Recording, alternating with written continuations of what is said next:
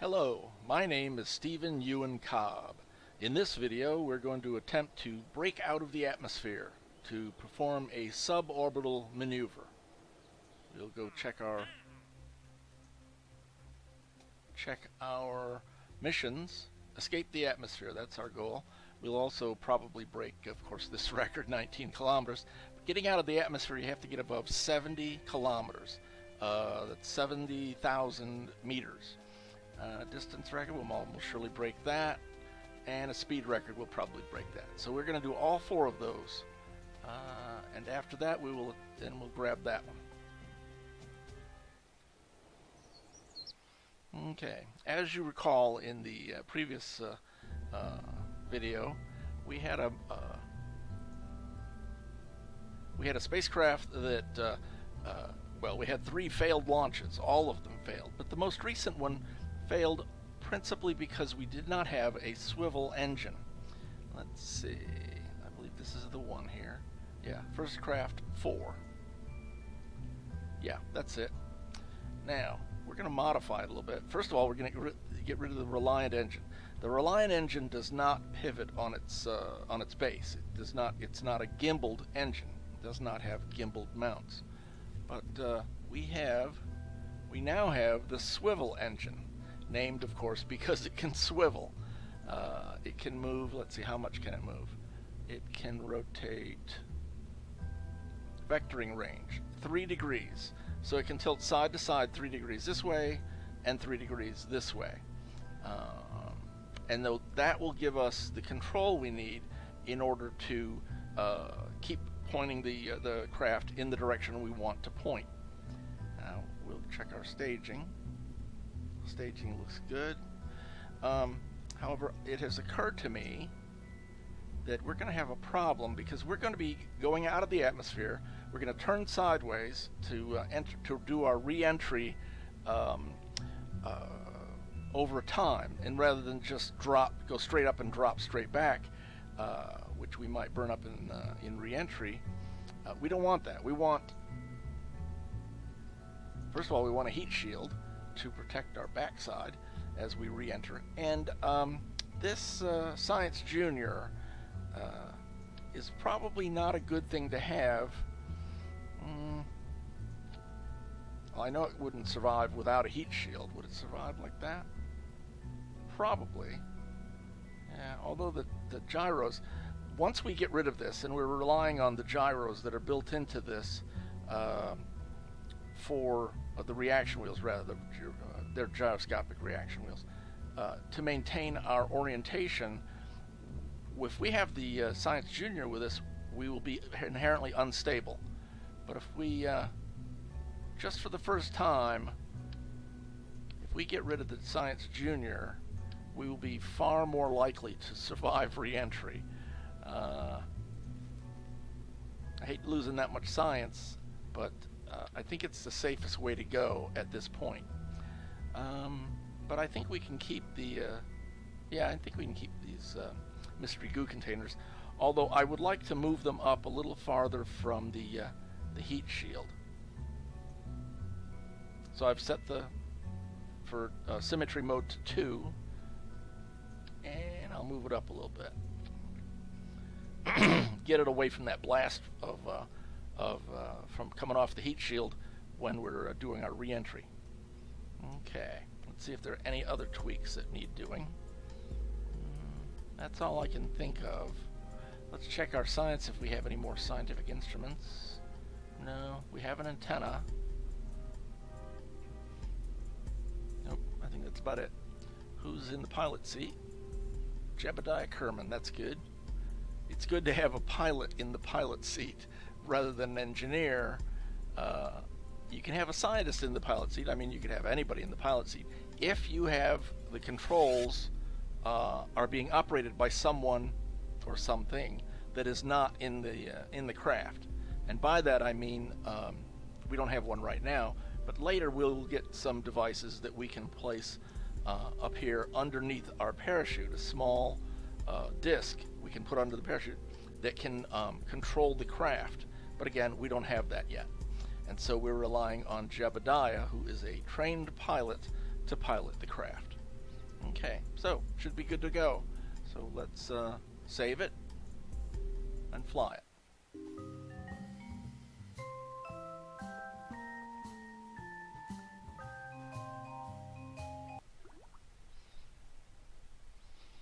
Okay, now check our staging again. Let's see.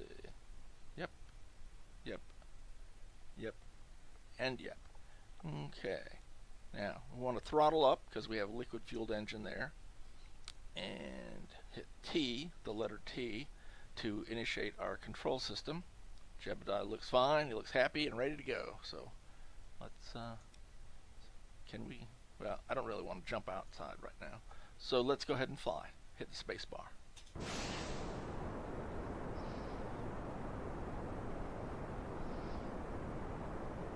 Yeah, everything looks good. Now we got a bit of a waver. I'm going to throttle down because our G's are pretty high. We were up. If you get your G's up too high, you can bounce around simply because you're thrusting too much. Yeah, we're at 3.5. Okay, get rid of those and power it up a little bit because we're relying on that engine for our stability. Okay. Okay, I'm turning. Even though the atmosphere is pushing it against my fins and doesn't really want me to turn, I'm going to throttle down a little bit. But not all the way, since that engine is our control. Okay, we're at 24 kilometers. We got half our engine, or half of our fuel still with us. So we're going to turn about horizontal. Throttle up a little bit. Now I hit the key, the M key. M as in map, to see how we're doing.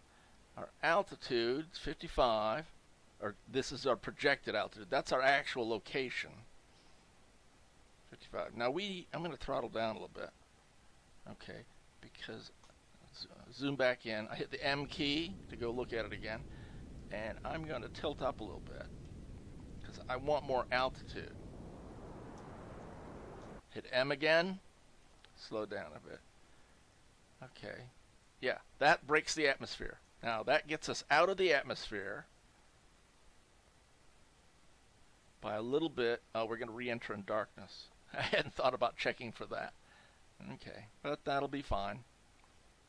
Okay, 72 kilometers altitude. I'm going to hit M again to go back in and look at us. Okay, we still have a good bit of, well, we still have some fuel, not a lot.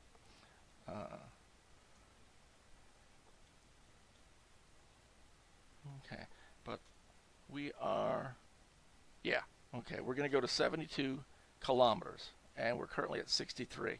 So at this point, we can now get rid of our craft. So we hit the space bar for the next staging.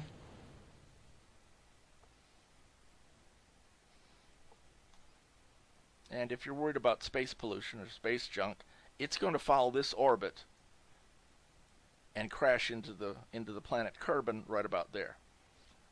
Okay. I always worry that it's going to run into me as I slow down with the atmosphere. Okay, I'm going to turn over now. I'm hitting the D key, and I want to line up with that marker. In fact, let me straighten up the planet. This is the nav ball, the navigation ball, and on the navigation ball, this is the sky and this is the ground, or the, I guess, and so this is the artificial horizon. Okay, now we are facing backwards, and as we, oh, I can do a mystery goo. 10 science. We are past our highest altitude and we're starting our descent. We're at 71. I think we can do, yeah, we can do a crew report because we don't have to exit for that. That's worth 5 science. Okay. I have to keep an eye.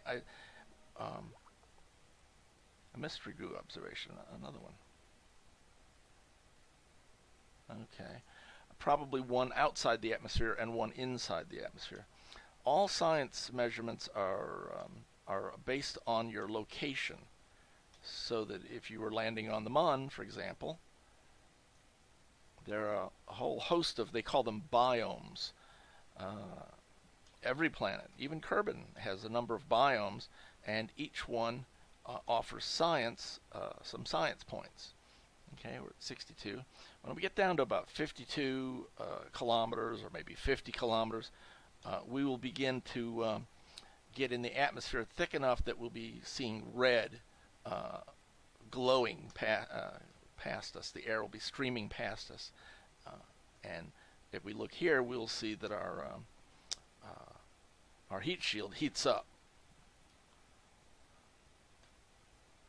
In fact, it will become very hot.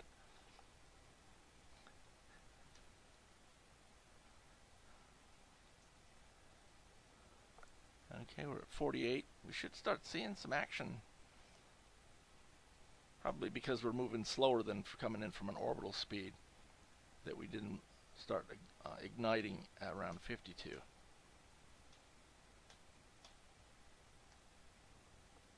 Yeah, there it is. It started about 38 kilometers. Now, this is an inherently stable design. If I were to turn off the guidance, it would remain in this position. But I'm paranoid enough that I want to hang on to it. Okay, and we start getting buffeted around now. You can see our speed is about 1,500 meters per second. We'll have to get down below 1,000 meters per second in order to start cooling off. Whoop, whoop, whoop. Maybe I should turn it off. It may do a better guidance than I'm doing.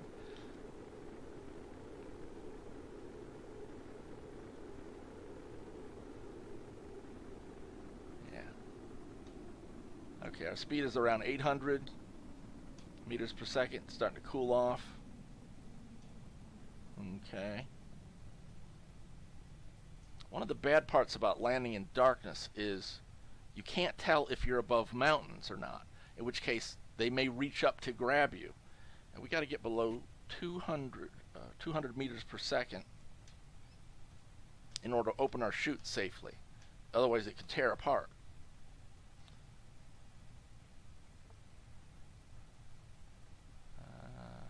Come on, come on, come on. 200 food. There it is. Okay, I'm going to go pop the chute, because I don't know how close the mountains are below. Okay, they must be mountains under us, because we're down to 200 meters. But of course, I could be over the ocean right now and not even know it. But that's minimus right there. They say it's only a few pixels wide. I'm going to turn off the T, that is the guidance, and let it relax. And well, we must be over ocean, otherwise we'd have hit the land already.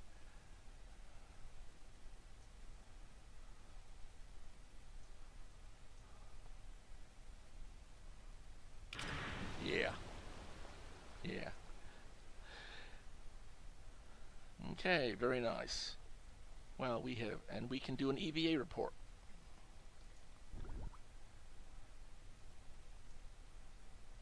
EVA report.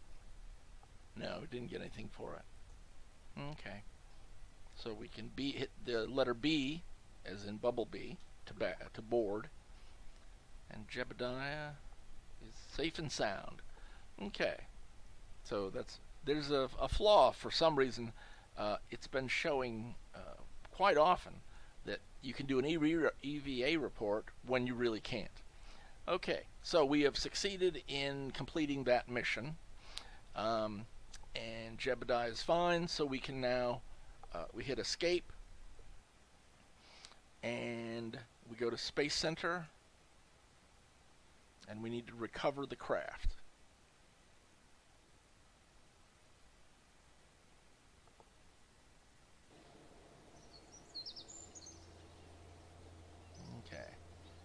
We're pretty far away, so we need to go into the, what do they call it? The tracking station, I believe. Okay.